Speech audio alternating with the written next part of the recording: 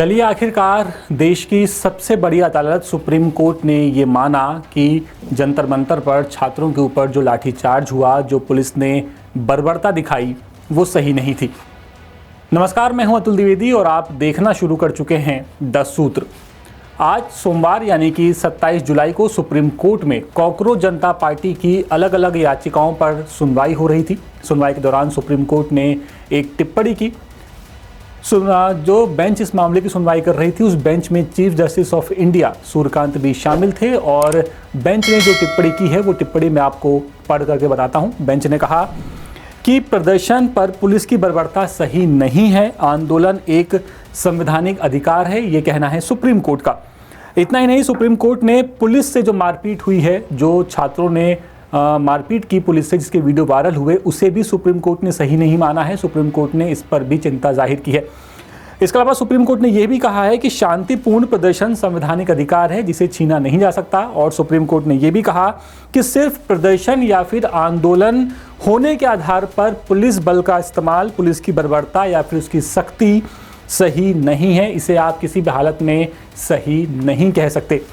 इतना ही नहीं, इस पूरे मामले पर कोर्ट ने 20 जुलाई को जंतर मंतर पर पुलिस लाठीचार्ज से जुड़ी हुई याचिकाओं पर सुनवाई के दौरान ये जो पूरा मामला था, ये पूरा मामला 20 जुलाई को जो लाठीचार्ज हुआ था जंतर मंतर पर पुलिस का, उससे जुड़ी हुई याचिकाओं पर सुप्रीम कोर्ट सुनवाई कर रहा था और तभी सीजेआई ने ये टिप्पणी की है। जो बेंच है चीफ जस्टिस की, उस बेंच ने ये टिप्पणी की।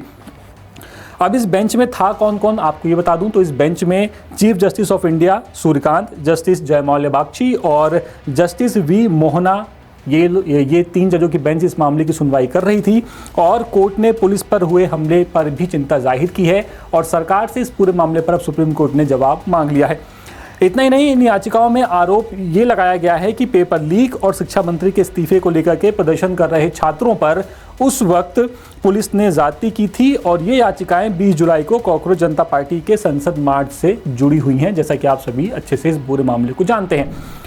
अब ये जो पूरा मामला शुरू हुआ, ये पूरा मामला शुरू हुआ पुलिस की लाठीचार्ज से, पुलिस के लाठीचार्ज से, जो कि जंतर मंतर पर पुलिस ने किया।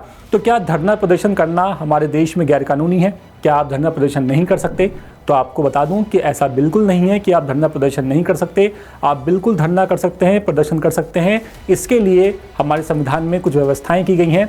वो शर्तें क्या हैं, वो व्यवस्थाएं क्या हैं, आपको ये मैं पढ़ करके बताता हूं। सबसे पहले तो आप ये जान लीजिए कि आखिर इसका जिक्र संविधान में कहाँ किया गया है। तो इसका जिक्र संविधान में किया गया है अनुच्छेद 19(1)(b) में। संविधान का अनुच्छेद 19(1)(b) ये कहता है कि नागरिक को शांतिपूर्ण और बिना हथियार के प्रदर्शन करने, आंदोलन करने की परमिशन है, उसे इस बात की अनुमति है, बशर्ते। इसमें आप क्या क्या कर सकते हैं? तो इसमें आप धरना दे सकते हैं, रैली या फिर मार्च निकाल सकते हैं। इसके अलावा आप नारे, पोस्टर, बैनर के साथ अपना विरोध ये जता सकते हैं और तौर ज्ञापन दे करके अपनी मांगों को भी आप सरकार को बता सकते हैं।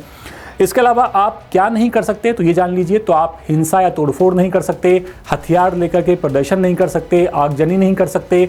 और अगर सरकार को ऐसा लगता है कि आपके इस धरने से, आपके इस प्रदर्शन से जो माहौल है वो खराब हो सकता है, हिंसा भड़क सकती है, तो सरकार आपके इस धरने को, इस प्रदर्शन को रोक भी सकती है, आपकी अनुमति को खारिज भी कर सकती है।